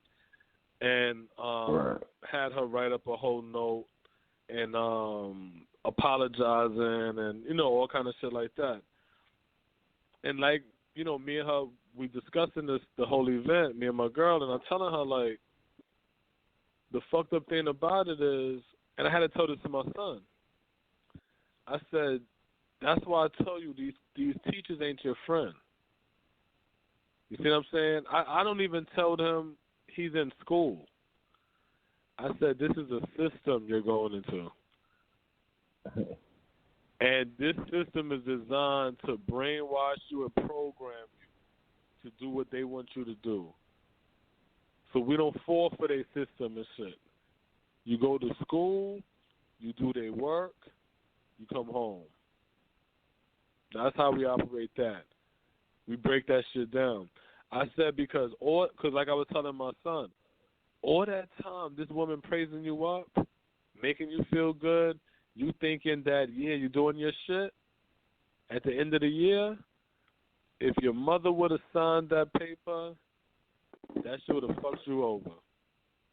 Because now, when they're dealing with the paperwork smoke, and they go, you know what, put your, Miss such and such, give me a list of all your deficient, unsatisfactory students. My son goes on that list. Mm-hmm. You see what I'm saying? And guess what? That deficiency going to mean something. They're not going to say, oh, disregard that. So now my child's railroad, due to the fact that we didn't fight the system, because we don't know we're supposed to fight. We don't know that it's a system. Yeah. We don't know the police shit is a system that's designed to fight against us. See, like, we don't know the hospital is designed to fight against us, the medical field. Go ahead, Smoke. No, I was gonna say, like, even if, like, let's just say that was some off the record type of interaction. Let's just say hypothetically. It ain't gonna go on no file. It ain't gonna go on anything. If you, or you know what I'm saying, in this case, your Wiz, if she didn't stand up for it, then that teacher knows that any time they could just put whatever they want. So they really have control of the kid. You know what I'm saying? It's like they control what the kid, and it's not gonna be no pushback from the parents. And so now you start to see where they start picking on the kids. It's like the fishing. Like, where are you coming with these words from? Yeah, you'll be the type that pick on that kid. And if the parents ain't saying nothing, the parents not there. Why? If y'all not there watching over them, you're not paying attention to that, you automatically get railroaded. So, like in the case, like what you were saying, I was hypothetically saying that it's not going to be a record. But it's going to be a record. It's definitely going to be a record. If it's there on paperwork, it's there in that file. Whether they printed the email out and put it in his file, all that's going to be on it. So if you're not watching, you're not disputing, you're not debating, they could just be piling up a record against your kid. And you don't even know that you're complicit in the shit because you don't want to fight. That too. I had a fight in the hospital. I had to fight the hospital, the nurses, when my son was born. You see what I'm saying? So I'm already understanding that you got to fight the system. You can't sit there and allow the system to tell you shit. You know what I'm saying? And that's a lot of times we don't even know that and we don't realize that because a lot of times we're conditioned to follow. We're conditioned to follow. Right. Just like I said, yo, if your youth as a black man, yo, and you supposed to teach this to your sons, if you get stopped by a cop, the number one thing to tell the black man isn't when you get stopped by a cop, you put your hand on the wheel and cut the light on and all that. Nah, cut that sucker shit out. The number one thing you need to tell a black man, you need to tell a young black man, if you get stopped by police and they ask you to step out that car and you feel like that shit gonna get thick, yo, you better go for what you know. Straight the fuck up. Because they out here on purpose wanting to murk you. On purpose. Straight intentions to murk you. To turn you into a tattoo. So go for what the fuck you know. Straight up. Don't sit there with that little coward shit, man. And you feel the tension. You feel it. You see him itching. I got another example, Smoke. Remember that little dirty Indian? I can't remember what state it was. The black man was pulled over and he called for a fucking tow truck. And the fucking cop car was an Indian and shit pulled over. And the nigga comes out the car and shit like that and he fucking blasts the black man. But what got him... You don't remember that one? I'm gonna have to find and talk about that one.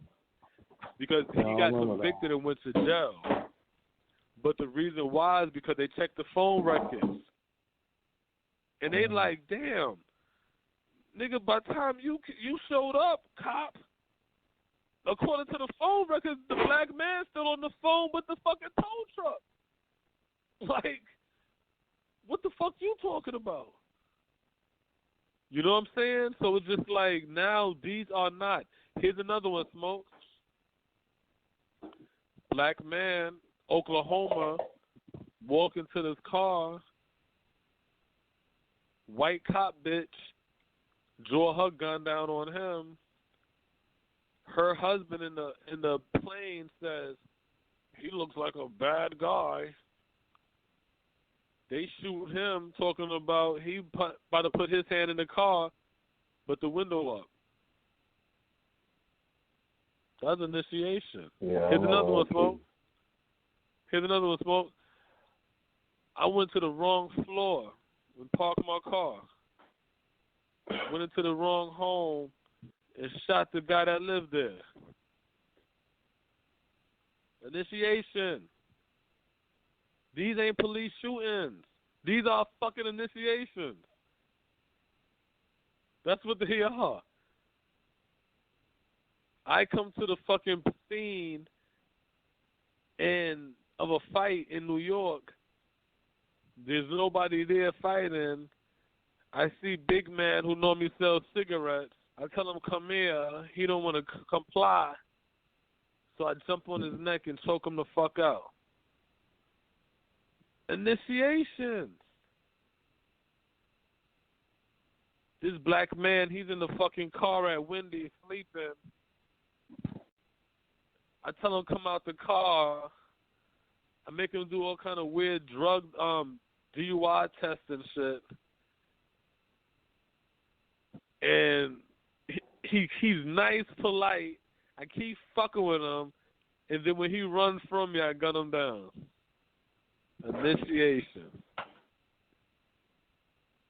Initiations, yo. That's what these. Now it makes sense. Because every other time you'd be like, damn, why you had to shoot him? Yeah, it was just a fight at the Bart's train station. Y'all already got him down. You got his hands behind his back. Oh, you thought you pulling out a taser? Yo, okay, gang. That's initiation.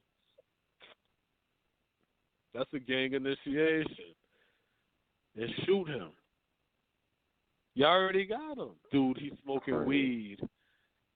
Police chasing him all through his house into the bathroom, gun him down.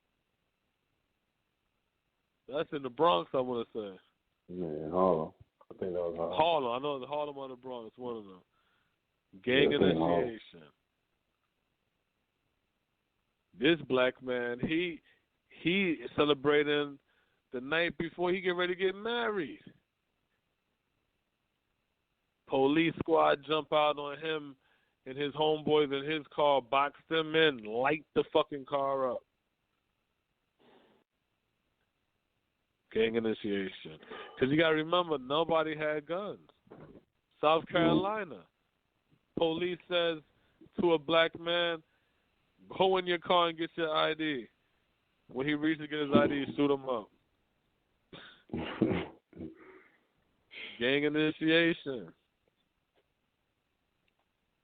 Police get the phone call, black kid got a gun, could be fake. They do a drive-by, gun him down. Gang initiation. We don't be getting this, yo. Protect your neck out here. We don't get it. Gotta protect your neck. See, when you look at it like that, you see it different. When you looking at it as, well, why do these cops? But see, that's why we got to stop running. We got to teach black boys how to interact with the police. How the fuck you going to teach black boys how to interact with their murderer? Riddle me that. That's like saying I'm going to teach little girls how to interact with a rapist. These niggas is coming out here to murder. They coming out here to shoot. See, Smoke, we didn't understand why Dylan Roof got fed on his way to jail, right? We didn't understand that, right?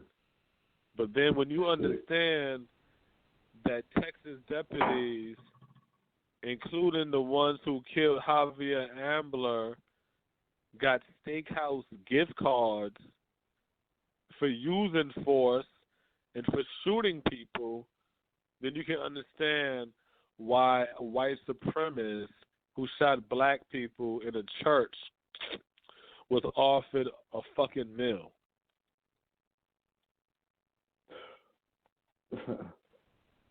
Good job. Pat on the back. You don't understand that. See, we don't understand it because we're not privy to the information. So then we're looking at it through a lame's view, through a square's view. You know what I'm saying? You sitting over here smoking, you like, oh my God, why won't she just be faithful to me? I do everything for her. You know what I'm saying? I cook, I clean, I buy, I give her everything, and she still won't. Yeah, because she's using you. You know what I'm saying? That's her game. You know what I'm saying?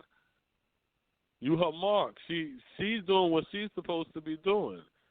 You know what I'm saying? You're caught up in there. You're trying to figure out in your head why she don't follow your template when she's already following her own template. So we're looking at the police because I'm gonna tell you what's sick, Smoke. This is what's sick. Smoke. Why they don't just shoot him in the leg? Smoke. Why they need to teach these cops to shoot him in the arm? Why they gotta shoot to kill? That's like asking the Crip. No, but that's like asking the Crip why he ain't wound the blood. Or the blood why he didn't wound the Crip. Shoot the kill. You shoot the fucking kill. Who the hell shoot? Oh, Smoke. You said shoot to kill. Can you recap when we went to that concealed gun class with that white sheriff deputy told that all white class with the exception of us 3 black people being there? Pretty much, you want to be the only one left.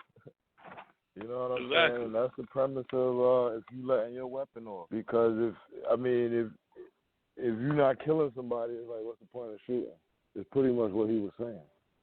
You know what I'm saying? So that's the whole premise of even letting your firearm go at somebody. You know what I'm saying? Yep. But pretty much is if you shoot and you shoot, send a mass, and you shoot and they kill. You shoot until straight the fuck is off. He didn't say shoot a warning shot. That was the one thing he didn't. He said don't do. Ain't no warning shot. You don't let no shot off in the air. It's like no. When you remove your pistol, you're supposed to be trying to do damage, and that's the whole point. So they already taught that, and it's not a police thing. It's when you defend yourself with a weapon and the laws. Yeah. So they already taught that. And then when you already got a purpose behind it, it's like, hey. And you got protection behind it. They're taught that, Smoke, while we're still debating should black people even own guns. You literally got debates where you hear black people saying, well, I ain't for gun violence or nothing, but I own a gun. And guess what? It's the worst time to say you want to buy a gun right now. Because it's a gun and ammo drought. It's like guns. Oh, yeah. Well, you can get a gun, technically. You can get ammo. But they not as frizzy as. It ain't for that. The choices is lower. If you're looking for something specific, you might not get it. Or you got to wait for these stores to come back in stock. And the ammo is low. So now think about this. We got all this going on. So let's say we do want to, we're gonna have to talk of defending ourselves, right? We don't got the correct gear.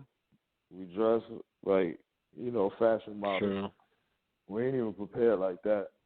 We don't got the weapons. And if we wanted to get them, well, let's say you do got some guns. You ain't stacked up with ammo. You got a problem right now. You know what I'm saying? So think about the predicament we in and how serious we are. Just take the average black person. You don't even got to be a man or female, male or female. Just take the next person you see and just see what they talking about. Go on your Instagram or go turn on TV, whatever.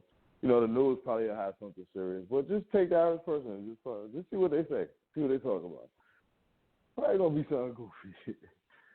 Mm-hmm. You know what I'm saying? Just think about the conversation we just had. versus what the person may be talking about. A black person now. So it's just that we're not taking anything serious, and these are the things that we're doing. And we can go into another sector of life and talk about the pitfalls there. We've been talking about police and different things like that, but there's so many. You name it, we under attack in that area. Yeah, you know what I'm saying. And so we just gotta be more. We're attacking all what's happening in all areas. All areas. We're failing in all areas. We can tell you what the problem is or what's happening. Yeah, all areas we failing in. That's the sad reality. Every we gotta think about that. Area we failing in.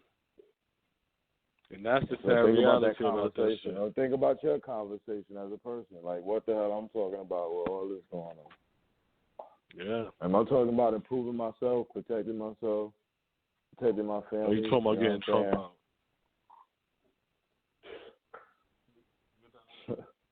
Are you doing the newest dance? Are you doing a fucking challenge? Are you spending time listening to some bullshit?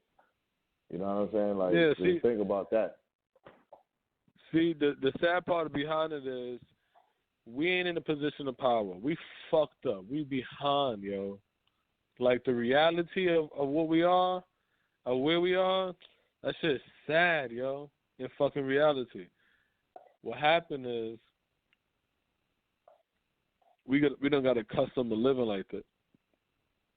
So now we're based off of emotions, fear, and we're guilted and bullied not to think. So blacks aren't allowed to get nothing or say what they want. We're just supposed to get whatever we're given. Latinos can demand what they want. Latinos don't have to support the Democratic Party. Chinese can ask what they want. Chinese don't have to support the Democratic Party. Gays can ask what they want. Gays can do not have to support the Democratic Party. Women can ask what they want. Women do not have to support the Democratic Party, and et cetera, et cetera, et cetera. But when it comes to black people, if we do not support the Democratic Party, we're a piece of shit. They don't got to give us nothing. We're not allowed to ask for nothing. We don't have to push nothing. All we're told to do is vote and shut the fuck up and don't complain. And the good thing about it, people tired of that shit. It's in the air. People tired of that shit. Now the fucking Biden campaign want to target the black man. Trump getting the black man vote. Trump getting the Latino vote. They saying Trump doing real good with quote-unquote minorities. How crazy is that? That's why I said when this shit's over, we're gonna do a show for the 3rd. But when this shit's over and Trump get reelected, I'm curious to know what everybody's excuse is. That's what I'm curious to know. Yeah, it'll be something. Because there's no good argument. Biden is a weak candidate. Harris, nobody likes Harris. Nobody likes Kamala. And Biden's weak. Soon as Biden have to talk with no fucking teleprompter, he got to answer a question, you're going to see it's a wrap. Like, literally, you're going to see everything drop. Kamala, same shit. When she has to talk, I guarantee you she don't even debate good. I bet you when it's time for her to do her debate, she is not going to debate good. I bet you. Because she's going to look at that. It's going to be, like I said, she's not that good as everybody thinks. When she talks, she shields herself a lot. And she like bigs herself up. and then have nothing to land for substance. And then she do these weird little laugh shit. And then she felt like she need to drink some water because her mouth dry. And that's how she is. And then Biden, he been doing this weird shit lately, where every time you ask him a question, so he don't look like he's confused, he'll just start laughing before he asks the question. So a news reporter asks the question and be like, so Biden, what would you do about the mask, start implement a mask mandate? He'll just have this whole laugh and a weird, creepy laugh. Yeah, then he'll answer the question and I'm like, he is supposed to win? This guy here? Well, Fuck out of here, man. The only people that believe that shit is weak-ass Democrats and shit, because they believe in all that body shit. You know what I'm saying? Because at the end of the day, especially when it comes to black men, let me hear y'all black men talking all that alpha shit. And y'all talking about y'all scared of Donald Trump. Y'all want Biden and Kamala. y'all want to vote for the party that makes little boys girls and girls boys. Fuck out of here, nigga. You with this old weak ass, pussified ass side. Man, fuck out of here, man. This is ridiculous, man. Just thinking about this shit. This is ridiculous. This is what y'all voting for? Y'all voting for fucking transgenders and all kind of shit. Like, get the fuck out of here, man. You niggas are fucking alpha now. Fuck out of here, man.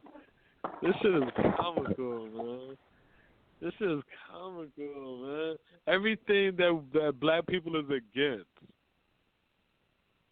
the Republicans champion.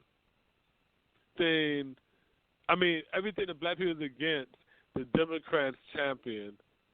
And everything that we're for, the Republicans champion. Right? But what happened is, to keep us, the Democrats have perks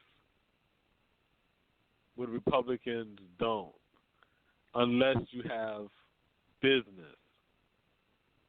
You see what I'm saying? So it's like, for you to get the perks for the Republicans, you have to be part of a certain class. You got to have a membership. It's like going to Costco or Sam's Club.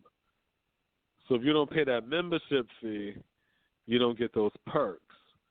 So you like, fuck them Sam's Clubs and Costco's. I'm going to go to Kroger. You know what I'm saying? But you like going Kroger, because Kroger's got the Kroger Plus card and the sell. You know what I'm saying? They got the little $5 packs. And you know what I'm saying? So you like, okay, I can mix and match, and I could get this at Kroger's. You know what I'm saying, or whatever. But if you muster your money up and get you a Sam's Club or a Costco's Club card, and be a member, you can get some really good savings. You see what I'm saying? And to me, that's how that shit is. You know what I'm saying? That's how it is. Because if we was on our business shit, we could run laps in the fucking Republican side, yo. We'll run laps. Who? Donald Trump Jr.? Who? Ted Cruz? Like who? If black men was to flood the fucking Republican side and run for office, the charismaticness about us, the swag, Mitt Romney?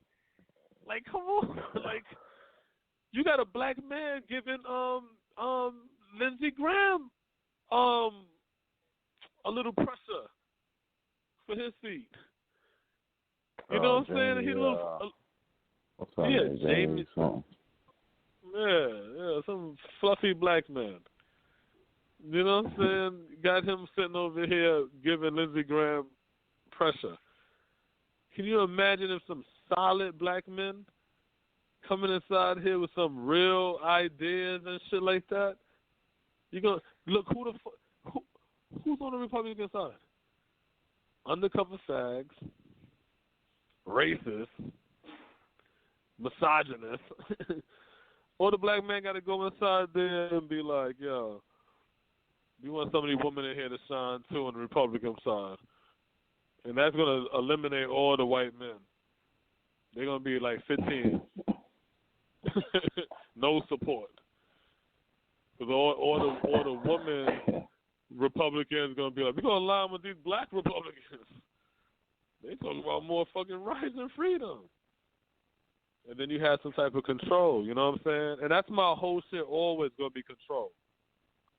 You know what I'm saying? If we want change and we want to do something, we have to make drastic changes. And that's why everybody hates on Kanye. They hate Kanye because Kanye have ideas. You may not agree with it. It may not even be right. But it's a fucking idea. Y'all niggas operating off of fear. Y'all scared because he have an idea that differs from you. How weird is that, Smoke? I'm afraid because you have an idea that's different. You said what? I said it's common in this world. But oh yeah, unfortunately, man. It's crazy though. I mean, it's about confidence as a black man. You mentioning Kanye, it's just about confidence. You know what I'm saying? And it's like he had the confidence to be able to stand on what he believes or what he seen as true. A lot of times, once it don't fit into what the normal mode of what someone or what some celebrity is saying, most of the celebrities talking is some molded shit. You know what I mean? We want prison reform.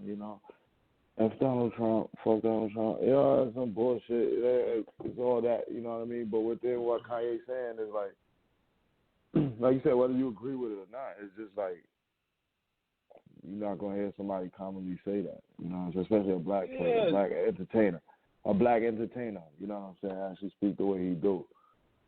So and that's the whole shit. You know, a lot of times it ain't necessarily. It's not what he's saying. It's his action. His action of speaking out and standing on his square, being confident. You know, that's not being confident and not afraid. Because again, even with the Candace Owens and shit like that, you don't gotta agree with Candace Owens. But goddamn, you mean to tell me you don't have a fucking way of communication that could defeat her point? She just listening to your point, and she like, listen, I've been hearing this point for over X amount of years. Maybe we should do it this way. And y'all like, oh, you sell out, you coon, you bad witch, jigaboo. And it's like, God damn. What we gotta keep in mind is once you start with the name calling, probably don't got a point. You know what I'm saying? That's what I say. You know what I'm saying? It's like all of that again sounds good. It sounds good, but at the end of the day, you at war. So at the very least, name calling Candace Owens or whatever. What you gonna get out of it? If anything, you should be stealing information from. Yeah, should be all in there picking her brain after what's going on. You ain't gotta like her. It's about the information. It's about moving forward and shit. But no, not fuck picking her brain. If what you saying is correct, change her mind. Change her mind. We do that with Christians. Ultimately, if you debating. Yeah, we do that with Christians. We do that with Hebrews. We do that with Muslims. We do that with everybody else. We're debating. We do that in sports. We do that in rap. Yeah. Just change your mind. If your argument's strong. Yeah. But you know what it is, Smoke? But you know what it is? If I can change your mind, Smoke, what happened if you could change my mind? That's what I'm afraid of. What happened if you change my mind? What happened if you give me the great points that make me say, maybe I should think about another party. Maybe I should think about another this or another that. Damn, you're not maybe supposed to do that. You're not. You're not. I'm supposed to stick with what the people say. People don't fuck with that. So I ain't fucking with it. I don't care what you say. Fuck Trump. The funny thing about Obama, that is, bring Obama back. I don't want to hear it. Prison reform. Biden. That's why they keep screaming. Kamala Harris. I don't want to hear it. Don't say nothing. If Biden could bring Michelle Obama, he would definitely. Y'all want to relive Obama forever. Gimmick. Even though we didn't even accelerate the money. It's all gimmick. You name it gimmick. It's all gimmick. It's just all gimmicks all they of got. It's gimmick. Pay attention. You know what I'm saying? You don't got to agree with anything. Just pay attention to what people saying. When they saying it. You know, you'll see. Just straight the fuck up. And that's why now they got this new shit, Smoke, talking about the shy voter. So I'm laughing at that shit because I'm like, the only shy voter is the Trump voter. Why would a Biden voter be shy? The climate's designed for you. There's no such thing as a shy. Actually, there's such thing as a shy voter for Biden, as in I'm lying. Ashamed. Because that'd be the only. Yeah, ashamed. No, I was gonna say shy, as in you like, yo, I just voted back, Rasta B. Did you vote? And I'm like, yeah, we're gonna get Trump out. Even though that wouldn't be shy, but yeah, that'd just be me lying. But here's the point I'm making, like, it's people that don't want to vote. But when it comes to the Trump voter, those are the ones that's like, I'm shy. I don't want nobody to know. I'm an undercover Trump voter, you know what I'm saying? But I'm thinking that there's going to be a very interesting election. There's a path to it. That shit gonna be a blowout. The path to it gonna be interesting. Oh yeah. The path to it gonna be interesting, but the election itself gonna be a blowout. Oh yeah, and we are gonna be broadcasting it in November 3rd. But let's go ahead and wrap this up, Smo. So, got any closing out? Check your neck, man. You heard all the shit you were talking about. You know what I'm saying? It's real out here. Stop dancing so much. Word up, man. It's real. It's real. Buy you some Tim. Take those soft shoes off. You know what I'm saying? Like something. You know what I mean? Get your GAT game up. You know what I mean? Get your license. You know what I'm saying? Shoot. Shit. Get you a knife or something. Yeah. Shit. Some pepper spray. You know what I mean? Protect yourself. Word. We gotta be on some survival. You know survival always shit, man. Yeah. Build your health up, your wealth, your body, all that shit, man. Cause we in the thick of it. You know what I'm saying? Straight the fuck up. A lot of us unprepared. We just want to fantasize about this make believe struggle when we in the middle of it right now. We got millions of people right now who got forbearance on their homes. And when that shit hit the fan, they're not gonna be able to damn pay that shit. It's gonna be a lot of people in the street, a lot of homeless and shit like that. A lot of unemployment and shit. The have and the have nots. So you need to take this shit serious, man, straight up. Because this is the refunctioning and the recalculation of America. That's what's going on. And they're not about to change leadership. And if you don't believe me, wait till November 3rd. But until then, y'all go to that Cash App, Black Wadada LLC. Go to that YouTube, in Black America Radio. And until next week, we're going to say peace.